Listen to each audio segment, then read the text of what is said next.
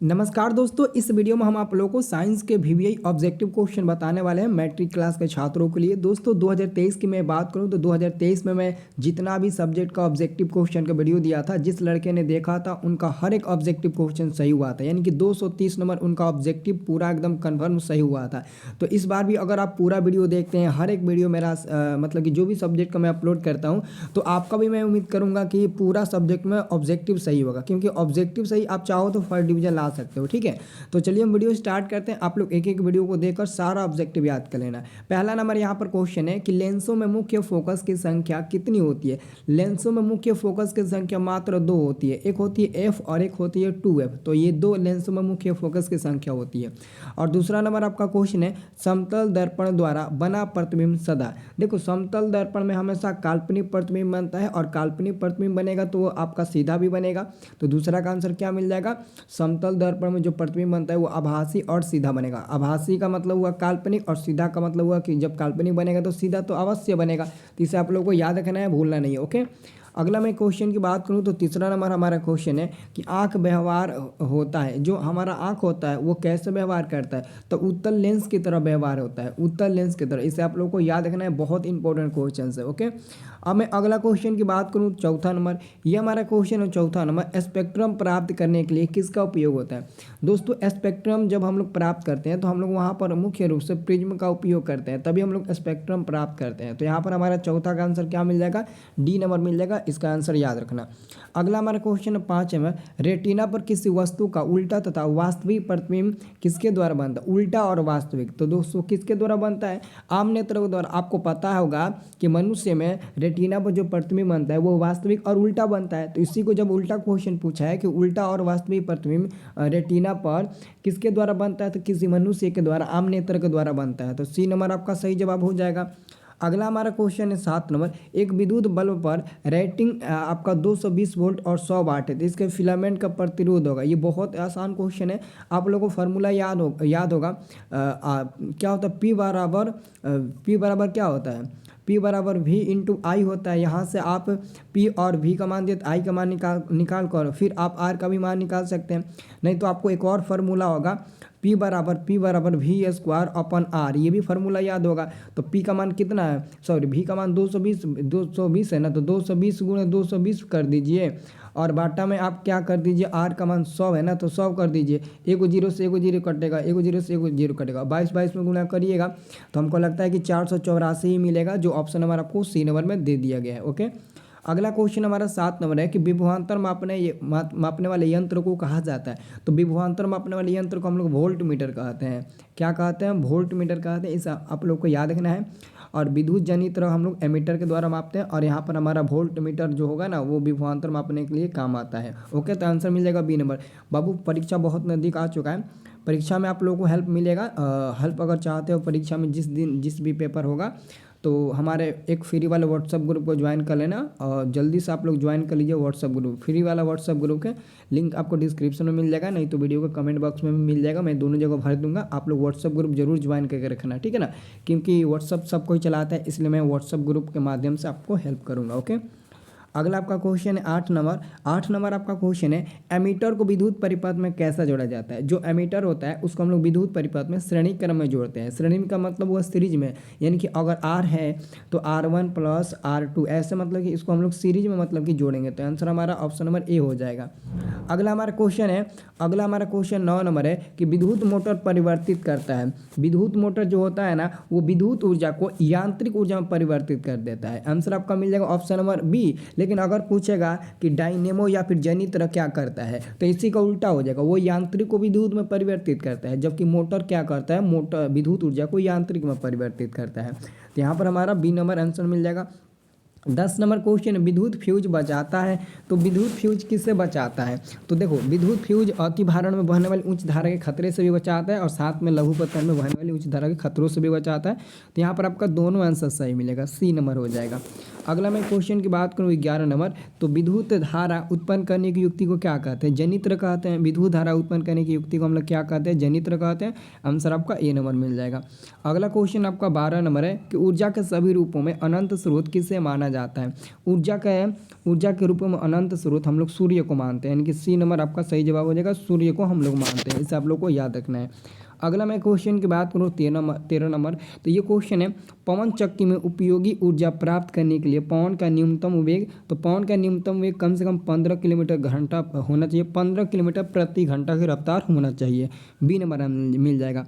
14 number question है calcium carbonate जब टूटा है तो calcium oxide plus carbon dioxide उपयुक्त अभिक्रिया किस प्रकार की है? तो ये हमारा अपघटन हो जाएगा। अपघटन को हम लोग वियोजन भी बोलते हैं, ऑप्शन में अपघटन की जगह पर वियोजन भी दे सकता है, तो याद रखना है। और 15 नंबर क्वेश्चन है श्वसन किस प्रकार की रासायनिक अभिक्रिया है? तो श्वसन एक ऊष्माक्षेपी है। जो लोग उपचयन याद किए होंगे गलत काट देना, सी नंबर याद रखना, ऊष्माक्षेपी अभिक्रिया है। अगला हमारा क्वेश्चन बनता है 16 में, लेड नाइट्रेट चूर्ण को एक प्रणाली में लेकर गर्म करने पर भूरे रंग का धुआं उत्सर्जित होता है। यह धुआं होता है, वह धुआं किस चीज़ का होता है? तो इसे आप लोगों को याद रखना है। वो धुआं NO2 का होता है ना, NO2 का होता है। ओके, याद रखना NO2 का होता है। अगला क्वेश्चन निम्नलिखित में कौन लवण है? तो K2SO4 आपका लवण हो जाएगा। याद रखना K2SO4 क्या हो जाएगा? आपका लवण हो जाएगा। सी नंबर आंसर मिल जाएगा। 18 नंबर क्वेश्चन है कठोर जल को मृदु बनाने के लिए सोडियम के किस यौगिक का उपयोग किया जाता है? कठोर जल को जब मृदु बनाना होगा तो आप सोडियम का किस यौगिक का उपयोग करेंगे? तो 18 का सही आपका जवाब मिल जाएगा option number B, sodium carbonate. Sodium carbonate यानी कि Na2 और CO3। ओके, अगला क्वेश्चन लोहे का परमाणु संख्या, तो लोहे का परमाणु संख्या 26 होता है, 26 बी नंबर होगा और संकेत Fe होता है। याद रखना, ये आपका संकेत हो गया। और परमाणु संख्या जिसको हम लोग परमाणु क्रमांक भी बोलते हैं, तो आपका बी नंबर मिल जाएगा। अगला क्वेश्चन आपका है 20 नंबर। 20 नंबर क्वेश्चन है जस्ता तथा तनु हाइड्रोक्लोरिक अम्ल की अभिक्रिया का फलस्वरूप निम्नलिखित में कौन सी गैस बनता है? तो जस्ता यानी कि Zn और प्लस में हाइड्रोक्लोरिक अम्ल मतलब कि HCl क्या हो जाएगा? हाइड्रोक्लोरिक अम्ल मतलब कि HCl। तो जब दोनों से अभिक्रिया कराएंगे ना तो H2 गैस निश्चित रूप से बाहर निकलेगा। यहाँ पर H2 गैस ही बाहर निकलेगा, N2 है ही नहीं, Zn है ही नहीं, तो हमारा सही जवाब मिल जाएगा ऑप्शन नंबर सी नंबर मिल जाएगा। इसे आप लोगों को याद रखना है। अगला क्वेश्चन आपका है 21 नंबर। 21 नंबर क्वेश्चन है कि निम्नलिखित में कौन अधिक अभिक्रियाशील है? सबसे अधिक अभिक्रियाशील आपको बताना है इनमें से कौन है। कॉपर है, Hg है, Nge मतलब पारा मरकरी, Ag मतलब कि सिल्वर चांदी, और Au मतलब कि सोना। तो सबसे ज़्यादा अधिक अभिक्रियाशील हमको तो लगता है कॉपर ही है। कॉपर के अलावा और कोई है ही नहीं, तो 21 का आंसर ए नंबर मिल जाएगा। अगला क्वेश्चन है विद्युत अपघटन में इलेक्ट्रॉन मुक्त होता है। इलेक्ट्रॉन जो है ना वो मुक्त होता है, तो इलेक्ट्रॉन एनोड पर मुक्त होता है। अगला क्वेश्चन हाइड्रोकार्बन कौन है? तो ऑप्शन नंबर आपका हो जाएगा बी नंबर। हाइड्रोकार्बन उसे ही कहेंगे जिसमें हाइड्रोजन और कार्बन मुख्य रूप से उपस्थित हो। तो देखिए, इसमें हाइड्रोजन है तो कार्बन नहीं है, इसमें कार्बन है तो हाइड्रोजन नहीं है, इसमें हाइड्रोजन है तो कार्बन नहीं है, लेकिन ऑप्शन नंबर बी में कार्बन और हाइड्रोजन दोनों मतलब उपस्थित है, तो यही हमारा कहलाएगा, क्योंकि इसमें हाइड्रोजन और कार्बन दोनों हैं। और हाइड्रोकार्बन उसे कहते हैं जिसमें हाइड्रोजन और कार्बन मुख्य रूप से उपस्थित हो। अगला क्वेश्चन आपका है 24 नंबर। सिंगल COOH अभिक्रियाशील मूलक को क्या कहते हैं? तो COOH है ना, इसको हम लोग अम्ल कहेंगे। क्या कहेंगे? अम्ल कहेंगे। आंसर सी नंबर मिल जाएगा। 25 नंबर क्वेश्चन, आवर्त सारणी में किस वर्ग में ऊपर से नीचे आने पर तत्व के धातुएं गुण क्या होता है? ऊपर से नीचे आने पर ना, कह रहा है कि ऊपर से आपको नीचे आना है। ऊपर से जब नीचे आओगे तो बढ़ेगा, नीचे से ऊपर जाओगे तो घटेगा, उल्टा होता है। ओके, आंसर आपका हो जाएगा ए नंबर। अगला क्वेश्चन आपका है आवर्त सारणी के प्रथम वर्ग के सदस्य क्षारीय होते हैं और द्वितीय वर्ग के सदस्य अम्लीय होते हैं। ये भी उल्टा होता है। 26 का आंसर आपका होगा बी नंबर। आवर्त सारणी के प्रथम वर्ग के सदस्य क्या होते हैं? क्षारीय धातु होते हैं। 27 नंबर क्वेश्चन है कृत्रिम वृक्क किन अवशिष्ट उत्पादों को रुधिर से अपवहन द्वारा पृथक करता है? तो आपका 27 का सही जवाब मिल जाएगा ऑप्शन नंबर आपका मिल जाएगा ए नंबर, नाइट्रोजन। ओके, क्या होगा? नाइट्रोजन। ओके, याद रखना। अगला आपका क्वेश्चन है 28 नंबर। भोजन का पचना किस प्रकार का अभिक्रिया? भोजन का पचना है, क्या है? भोजन का पचना, यह किस प्रकार की अभिक्रिया है? तो ये आपका उपचयन होगा। ओके, अगला क्वेश्चन है प्रकृति में ऑक्सीजन का संतुलन कैसे बना रहता है? तो प्रकाश संश्लेषण के द्वारा। प्रकृति में ऑक्सीजन का संतुलन कैसे बना रहता है? तो प्रकाश संश्लेषण के द्वारा। आंसर आपका बी नंबर मिल जाएगा। अगला क्वेश्चन आपका 30 नंबर है कि डेंगू उत्पन्न करने वाला मच्छर किस तरह के जल में रहता है। डेंगू उत्पन्न करने वाला मच्छर जो होता है ना वो आपके साफ जल से पैदा होते हैं। तो ऑप्शन नंबर आपका ए सही जवाब हो जाएगा, इसे याद रखना।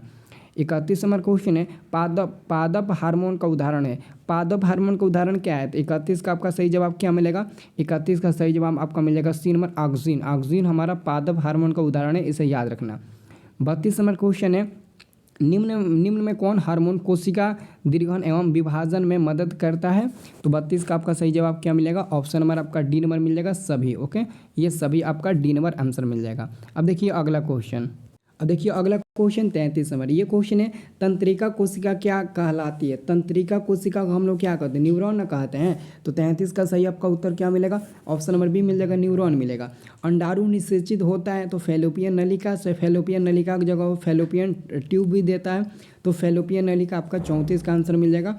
ऑप्शन नंबर आपका 34 का अंडाणु निषेचित हुआ, 34 नंबर क्वेश्चन है ना, तो 34 का आंसर सी नंबर होगा, फैलोपियन नलिका यही होगा ना, अंडाणु निषेचित होता है। ठीक है, देख लेना। ओके, अगला क्वेश्चन आपका है 35 नंबर। मानव मादा में जनतंत्र का भाग नहीं है तो वह क्या आपका शुक्रवाहिका ना है, शुक्रवाहिका सी नंबर होगा ना, शुक्रवाहिका। ओके, अगला क्वेश्चन है 36 नंबर कि शुक्राणु बनता है तो शुक्राणु वृषण में बनता है। शुक्राणु कहाँ बनता है, वृषण में बनता है।